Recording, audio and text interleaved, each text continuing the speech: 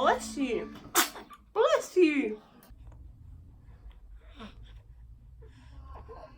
Hey, what's up, you guys? I'm Tara. This is Riley. Mostly known as Nasty Boy, to be honest. And I'm a teen mom. I had him when I just turned 18, so I found out I was pregnant when I was 17. We thought we'd make a YouTube channel because we watch other teen moms like Maddie Lambert and Cam and Fam, and we realized that most of them have girls. And so I thought I'd do one of having a boy. So basically this is how I found out I was pregnant at 17 and my pregnancy and birth story, because it wasn't the best. Me and my partner found out I was pregnant around the 7th of August, I'm pretty sure.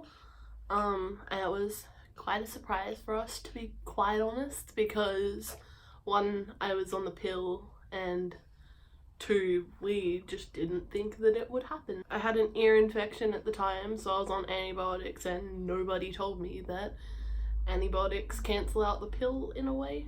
When I missed my period, it was quite a shock to find out that I was actually pregnant. The first trimester was pretty hellish. I couldn't stand up, I couldn't do anything really, because I had obviously morning sickness, but also I had E. coli, which is a really weird bug that could have possibly caused a miscarriage if it wasn't treated properly. But luckily that didn't happen, I guess. The rest of my pregnancy kind of went the same way. It was nausea, vertigo, I had to stop working early, I couldn't leave my bed. Also, my entire pregnancy, I was growing small. I wasn't really showing too much. He was hiding, as the nurses would say. In October, I was 3 months pregnant and only showing like a small amount. I might add photos to either one of my sides. Then again, in November, I still really wasn't showing too much, and January and April, he started to grow a bit more, but not enough that it was normal. Then in April, we went and had an ultrasound, and they said that they thought that he was going to be in the smaller percentile, so below average. We were prepared to have a small baby. We got a bunch of tiny clothes, like we were ready for a small boy. We went in to just have an ECG, which is where they check his heart rate and check that he's wiggling all right. We went in, and it was only meant to be, I think, a half-hour appointment that we were there, and we ended up staying for I think 5 hours. We were there with the ECG machine hooked up because he wasn't moving right, and his heart rate would spike but then it'd drop really low, which was very dangerous because it could mean a stillbirth if things went wrong. And got told that they were probably going to induce me that night, which was I think the 11th or the 12th. And then they got me into a room and put in the balloon thing that's meant to open your cervix up. And so they did that, but they couldn't get me into a labor suite because obviously people were coming in and were actually in labor, so they pushed my induction back another day and said that instead of it being in the morning that they were going to induce me on the Saturday, that it'd be Saturday afternoon. But Saturday afternoon came along and they were still super busy, no rooms free at all, so they just couldn't induce me, but I was still hooked up to the ECG machine and we were just awaiting it really. They told me that they'd induce me early Sunday morning or maybe Sunday afternoon, depending on how busy they were. So we'd been in there for 2 or so days and we were just ready to really get him out. We were tired, sleeping in a hospital is not fun. When Sunday morning rolled around, which was exactly on my due date, I think it was about 6 a.m, they came in and they're like, we've got a room free, and it was probably the best news I'd heard. So at 6 a.m. we went into the labour room, They broke my waters and put me on the Pitocin drip. And I'd planned from the beginning, since I found out I was pregnant, I planned that I wanted to have a natural birth. I wanted it to be no drugs. Maybe the most I'd do was use the gas to like try and help. So we went in with the knowledge that I was going to try and do it natural, but I was open to an epidural if things got too out of hand. But no one told me with the Pitocin drip that your labour starts and it just goes. So as soon as they started the drip, my contractions were 3 minutes apart and at full strength. I didn't get any warm-up contractions really. And I was in such pain that it was putting him in distress, which was dangerous as well.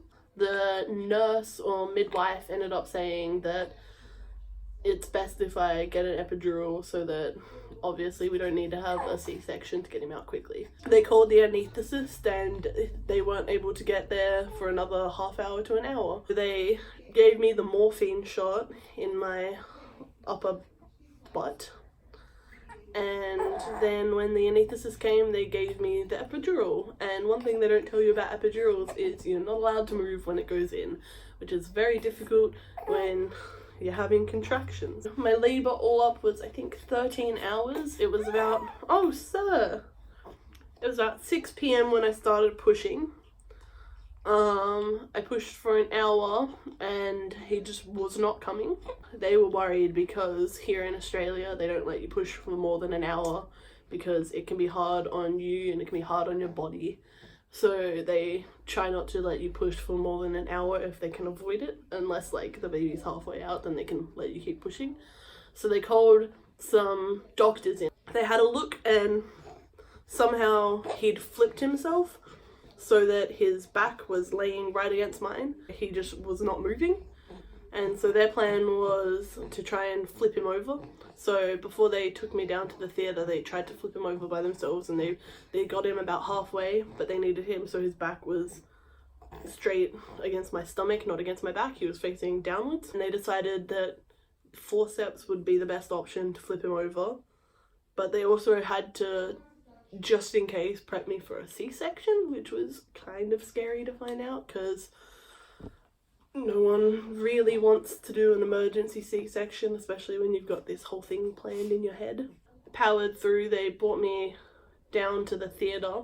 They gave me a spinal blocker so I couldn't feel anything from about here downwards. And when that was all well and good, they basically did an episiotomy and just went for it. They flipped him over. And I think it was in 2 pushes that I got him out. When he came out, everyone was shocked at his size because he came out 8 pounds something when they estimated he'd come out about 6 pounds something. Then the placenta wouldn't come out, but that was pretty easy for them to do. They just removed it themselves. All in all, I lost I think a litre worth of blood, 500 mils during and 500 after. He was born at 7 p.m. exactly, and he was born on the 14th of April on my brother's 21st birthday. It was a rough experience, to be quite honest, but it was one of the best days of my life. We named him Riley Alexander. We put Alexander as the middle name because that's my brother's name. He's about 8 weeks old today. We thought we'd just make this to possibly inspire other people the same way that I was inspired. Sorry if this video has been super awkward. I have no clue what I'm doing at all, but really just wanted to get our message out there that you can get pregnant even when you're on the pill. That every pregnancy and labour is not going to be all sunshine and rainbows, because in all honesty, I went through hell and it felt like a huge weight was lifted off my chest the moment he came out.